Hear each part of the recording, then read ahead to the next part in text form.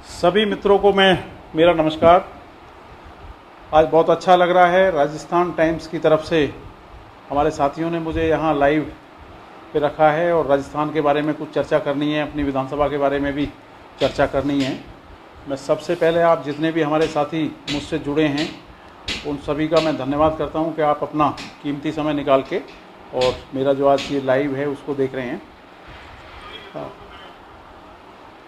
देखिए, बड़ी खुशी की बात है कि बहुत लंबे टाइम से वैसे मैं संघर्ष कर रहा था, लेकिन वर्ष 2018 में मुझे नदबई की जो सीट है, नदबई विधानसभा, उससे मुझे टिकट दिया गया और वहाँ के जो मेरे बहुत ही सम्मानित मतदाता हैं उन्होंने मुझे वहाँ से विजयी बनाया, जिताया। और मैं उनके लिए जितना कम शब्दों में धन्यवाद कर सकता हूँ वो मेरे लिए ज़्यादा होगा। मैं उनके इस एहसान को, इस ऋण को कभी जीवन में चुका नहीं पाऊँगा कि उन्होंने मुझे नदबई में भारी वोटों से जिता के राजस्थान की जो सबसे बड़ी महापंचायत है, विधानसभा है, उसमें भेजा। उसके लिए मैं सबसे पहले कोटि कोटि उनका धन्यवाद नमन करता हूँ नदबई के सभी साथियों को। और अगला जिस तरह से हम लोग विधानसभा में गए और विधायक चुने गए, उसके बाद में राजस्थान के माननीय मुख्यमंत्री श्री अशोक गहलोत साहब का मैं धन्यवाद करना चाहता हूं कि उन्होंने सबसे पहले जो पहला बजट सत्र था उसमें मुझसे पूछा कि भाई आपको अपनी विधानसभा के लिए क्या चाहिए। तो मैंने कहा, साहब, चुनाव में जब मैं और मेरा परिवार, खासकर मेरी बेटी जब क्षेत्र में गई थी तो वहाँ बच्चियाँ, जो छोटी छोटी बच्चियाँ थीं, 12th क्लास में पढ़ती थीं, 11th क्लास में पढ़ती थीं, तो उन्होंने खासकर ये मांग रखी थी कि हमारे लिए जो डिग्री कॉलेज है 12th के बाद में, उसके लिए हमें दूर 30-35 किलोमीटर दूर जाना पड़ता है। तो मैंने संज्ञान में लिया उस बात को। पूरा परिवार जब मेरा चुनाव में डटा हुआ था, उनकी जानकारी में जब बात आई, मेरी स्वयं की जानकारी में आई, तो उज्जैन जो कस्बा है मेरी विधानसभा का, अब तो नगर पालिका भी हो गई, पंचायत समिति भी हो गई, डिग्री कॉलेज भी हो गया, वहाँ ट्रॉमा सेंटर भी खुल गया। वहाँ की बात मैंने माननीय मुख्यमंत्री जी को पहले बजट में मैंने निवेदन किया और मैं धन्यवाद करना चाहता हूँ माननीय मुख्यमंत्री श्री अशोक गहलोत साहब का कि उन्होंने पहले बजट में ही मुझे डिग्री कॉलेज दिया। जो बेटियाँ हमारी, जो हमारे बेटे बच्चे जो 30-35 किलोमीटर दूर, चाहे वो भरतपुर जाएं, चाहे वो रूपबास जाएं, उनको इतनी दूर जाना पड़ता था, उनकी कठिनाइयों को देखते हुए माननीय मुख्यमंत्री जी ने पहले बजट में मुझे डिग्री कॉलेज दिया उज्जैन में। उसके लिए मैं तहे दिल से माननीय मुख्यमंत्री श्री अशोक गहलोत साहब का धन्यवाद करता हूँ। उसके बाद लगातार मैं निरंतर प्रयासरत रहा। मेरे क्षेत्र की जो भी समस्याएं थी मैं उनको लगातार उठाता रहा और उनको उठाते उठाते मैंने माननीय मुख्यमंत्री जी के संज्ञान में सभी चीज़ों को डाला। और जब मैंने और चीज़ों को डाला, मैंने बताया कि साहब, उज्जैन एक पिछड़ा हुआ कस्बा है। लंबे टाइम से जो पूर्व में जो जनप्रतिनिधि रहे हैं उन्होंने हमेशा उस बेल्ट की उपेक्षा की है, उस बेल्ट की तरफ कोई ध्यान नहीं दिया। तो जैसे ही दूसरा बजट आया, मैं माननीय मुख्यमंत्री जी का विशेष रूप से धन्यवाद करना चाहता हूं कि उज्जैन कस्बे को उन्होंने नगर पालिका का दर्जा दिया। नगर पालिका का दर्जा दिया। नगर पालिका का दर्जा कोई छोटी बात नहीं होती, बहुत बड़ी बात होती है, आप सब जानते हैं साथियों।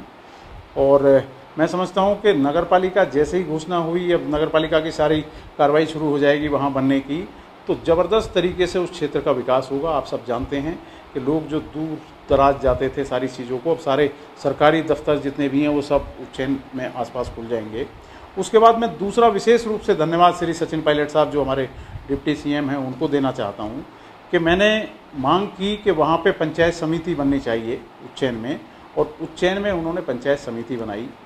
और उसके लिए भी मैं धन्यवाद देना चाहता हूँ क्योंकि हमारी पंचायत समिति उज्जैन की रूपबास थी, बड़ी दूर हमारे लोगों को वहाँ जाना पड़ता था, और अब उज्जैन में बन गई। उसके बाद में ट्रॉमा सेंटर मैंने उज्जैन में माननीय मुख्यमंत्री जी के संज्ञान में लाके के साथ, वहाँ बड़ा स्टेट हाईवे है, आए दिन दुर्घटनाएं होती रहती हैं और दुर्घटनाओं से कई बड़ी बड़ी दुर्घटनाएं ऐसी घटी कि कई लोगों की जान भी गई। तो ट्रॉमा सेंटर दूर दराज पड़ता था, तो उज्जैन में ट्रॉमा सेंटर की स्थापना माननीय मुख्यमंत्री जी ने की। उसके लिए मैं माननीय मुख्यमंत्री जी का भी विशेष रूप से आभार व्यक्त करना चाहता हूँ। और साथ ही जब मैं चुनाव लड़ रहा था, तो जब मैं नदबई की तरफ जाता था तो अक्सर जो हमारे नौजवान साथी हैं उनकी एक ही बात आती थी कि साहब, हम लोग पढ़ लिख के बेरोज़गार हैं, हमें रोज़गार का कोई हमारे लिए साधन नहीं है। तो मैंने माननीय मुख्यमंत्री जी के संज्ञान में लाया श्री अशोक गहलोत साहब के में, और मैंने उनसे निवेदन किया कि साहब कम से कम जो हमारे बेरोजगार साथी हैं उनके लिए कोई उद्योग अगर नदबई मेरी विधानसभा में लगे तो वो काफ़ी अच्छा होगा। तो मैं विशेष आभार व्यक्त करता हूं माननीय मुख्यमंत्री जी का कि उन्होंने दूसरे बजट में मुझे रिको इंडस्ट्रियल एरिया, जिसमें लगभग 15-20 हज़ार नौजवान जो हमारे साथी हैं उनको रोज़गार मिलेगा, रिको इंडस्ट्रियल एरिया उन्होंने मुझे दिया नदबई में। ये बहुत बड़ी बात है, इससे बहुत सारे युवाओं को रोज़गार मिलेगा। उसके साथ साथ मैंने देवनारायण छात्रावास की मांग की, जो वहाँ प्राइवेट संस्था हैं, तमाम तरीके से वो लूट खसोट सरकार के साथ कर रहे थे, उल्टे सीधे सारे अपने आंकड़े दे के वो सरकार को करते थे। लेकिन माननीय मुख्यमंत्री जी ने देवनारायण हॉस्टल की भी वहाँ घोषणा की नदबई में, उसके लिए भी मैं विशेष रूप से आभारी हूँ। और आए दिन जो हमारे नौजवान साथी हैं, जो पुलिस की और सेना की अक्सर तैयारी करते हैं, जो सड़कों पे आपने देखा होगा सुबह सुबह सड़कों पे लंबी कतार उनकी लग जाती थी, जो दौड़ की अपनी प्रैक्टिस करते थे। पिछले दिनों एक दुर्घटना बड़ी मेरी विधानसभा के बगल में जो दूसरी विधानसभा है कुमेर, वहाँ पे घटी कि एक ही परिवार के 4-5 साथियों की जान भी गई, जो सुबह मॉर्निंग वॉक कर रहे थे। कुछ साथी हमारे दौड़ की प्रैक्टिस कर रहे थे। लेकिन मैं धन्यवाद देना चाहता हूँ माननीय मुख्यमंत्री जी को, माननीय खेल मंत्री जी को, श्री अशोक चांदना जी को, कि उन्होंने उज्जैन में स्टेडियम की भी पिछले बजट में घोषणा की। उसके लिए भी विशेष रूप से मैं आभारी हूँ। और माननीय मुख्यमंत्री जी को तो जितना मैं कम कहूँ वो ज़्यादा होगा, क्योंकि ITI एक बड़ी जिसकी ज़रूरत नदबई में थी, केवल वहाँ पे प्राइवेट ITI चलाते थे संचालक, एक ITI की भी घोषणा की माननीय मुख्यमंत्री जी ने नदबई में। उसके लिए भी विशेष रूप से मैं आभार व्यक्त माननीय मुख्यमंत्री जी का करना चाहता हूँ। और मैं कहना चाहता हूँ कि MBC के जो हमारे बच्चे हैं उनके लिए भी मैंने माननीय मुख्यमंत्री जी से मांग की। और मैं धन्यवाद करना चाहता हूँ माननीय मुख्यमंत्री जी का कि जिस तरह से पिछला जो हमारा सत्र चला और उसमें मैंने स्वयं, मेरे जो साथी अन्य बसपा के जो अन्य विधायक थे और निर्दलीय कई विधायक, उस टाइम पे हनुमान बेनीवाल साहब भी विधायक थे, जो हम 11 साथियों ने, जिस समय कर्नल साहब वहाँ बैठे हुए थे सड़क पे आरक्षण की मांग को लेके, उन सारे विधायक साथियों ने, मुझसे अलग जो 10 विधायक साथी थे, मेरा साथ दिया। वेल में हम लोग गए विधानसभा में और जाके बहुत मजबूती के साथ में हमने आरक्षण की जो मांग थी उसको उठाया। और माननीय मुख्यमंत्री जी ने ठीक चौथे दिन, जिस दिन हम लोगों ने वो मांग उठाई, मुझे आज भी याद है कि 11 फरवरी थी उस दिन, जिस दिन हम लोगों ने ये मांग उठाई थी। और माननीय मुख्यमंत्री जी ने ठीक 2-3 दिन के बाद में गुजरों का जो हमारा आरक्षण था उसको देने की घोषणा की। और मैं एक बात और स्पष्ट रूप से कहना चाहता हूँ, हमारे MBC के छात्र हैं, बच्चे हैं, मैं जानता हूं कि अभी बहुत सारी चीज़ें, बहुत सारी उनकी जो मांग है वो रह गई है। आए दिन फेसबुक पे, व्हाट्सएप पे तमाम हमारे साथी नौजवान बच्चे मुझे कॉल भी करते हैं। लेकिन उन सारी चीज़ों को मैं स्वयं माननीय मुख्यमंत्री जी को, हमारे अन्य साथी विधायक साथी हैं वो भी माननीय मुख्यमंत्री जी के पूरा संज्ञान में ला चुके हैं। और मुझे आशा नहीं कि पूर्ण विश्वास भी है, आज भी रात को 10 बजे मेरी मुलाकात है माननीय मुख्यमंत्री जी से। आज मैं विस्तार से उनसे चर्चा करूँगा। मेरे अन्य 2-3 और साथी हैं विधायक, वो भी जाएंगे। रात का टाइम है आज हमारा माननीय गहलोत साहब से। आज भी मैं मजबूती के साथ में आपकी बात को रखूंगा। और ये आपकी बात नहीं, ये मेरी अपनी बात है। और मैं एक चीज़ कहना चाहता हूँ कि अभी तो कोई लंबा समय मुझे विधायक बने नहीं हुआ। लंबे टाइम से जो नदबई की जो विधानसभा है, जो उपेक्षित थी हमेशा विकास के लिए, विकास की राह को बाट देखते थे वहाँ के लोग, उस विधानसभा के लोग, और वहाँ पे कोई किसी तरह का डेवलपमेंट नहीं था जितना होना चाहिए।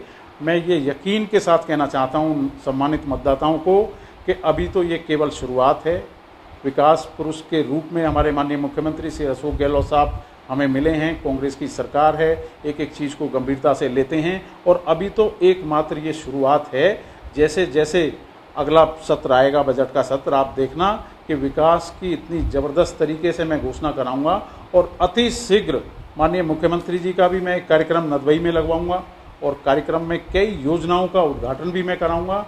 मैं सभी लोगों से बस केवल एक अपील, MBC के जो हमारे भाई हैं, जो बच्चे हैं, हमारे बच्चियां हैं, उनसे केवल हाथ जोड़ के ये प्रार्थना करना चाहता हूं कि किसी तरह की गलत बयानबाजी ना करें। आए दिन मैं देखता रहता हूं सोशल मीडिया पे तमाम तरह की चर्चाएं वो करते रहते हैं, तमाम तरह की बातें करते रहते हैं। आप भरोसा रखें और आपको भरोसा इस बात का भी होना चाहिए। मैं कहना चाहता हूँ खुले मन से आज लाइव में आपसे बात कर रहा हूँ कि आपने देखा होगा कि पिछले दिनों जो वसुंधरा जी की सरकार थी उसमें हमारे 73-74 जो निहत्थे लोग थे उनको अपनी बलि देनी पड़ी, वो शहीद हुए।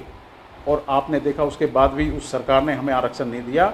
मैं विशेष रूप से आभार व्यक्त करना चाहता हूँ माननीय श्री अशोक गहलोत साहब का कि उन्होंने 72-73 डंडे भी नहीं चलवाए किसी पे, हमारे जो लोग आरक्षण की मांग को लेकर बैठे हुए थे। जब हम लोगों ने विधानसभा में इस मांग को उठाया और उसके बाद हमको आरक्षण दिया, विशेष रूप से आभार व्यक्त करना चाहता हूँ। आप भरोसा रखें, कांग्रेस की सरकार है, माननीय अशोक गहलोत साहब मुख्यमंत्री हैं, श्री सचिन पायलट साहब डिप्टी सीएम हैं, पूरी तरह से आपका ख्याल है। आज भी मैं चर्चा करूँगा, अब से पूर्व मेरे अन्य साथियों ने भी, मैंने भी स्वयं पत्र लिखे हैं, जो हमारे संज्ञान में आता रहता है। हम लोग पूरी तरह से एकदम आप निश्चिंत रहें कि आपके हकूक़ की जो लड़ाई है उसको लड़ेंगे, मजबूती के साथ में बात रखेंगे और बिना किसी नुकसान के उसको पूरा भी कराने की कोशिश करेंगे।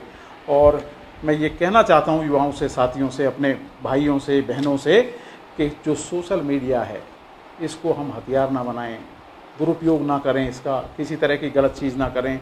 कई बार बहुत सारी चीज़ें हमको भी बुरी लगती हैं कि कहीं किस तरह की टिप्पणी विधायकों पे आप लोग करते हैं।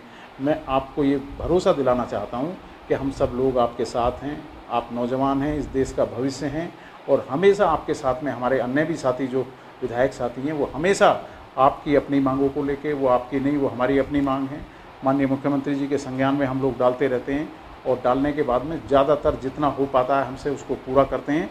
और ये जो मांगे जो रह गई हैं, जो भर्तियाँ हमारी रह गई हैं, इसको अति शीघ्र हम माननीय मुख्यमंत्री जी से बात करके, क्योंकि अभी आपको पता है कि कोरोना का समय चल रहा है, आज पूरा विश्व, पूरा हमारा देश, भारत के साथ साथ हमारा राजस्थान प्रदेश इस कोरोना जैसी जो महामारी है इससे जूझ रहा है।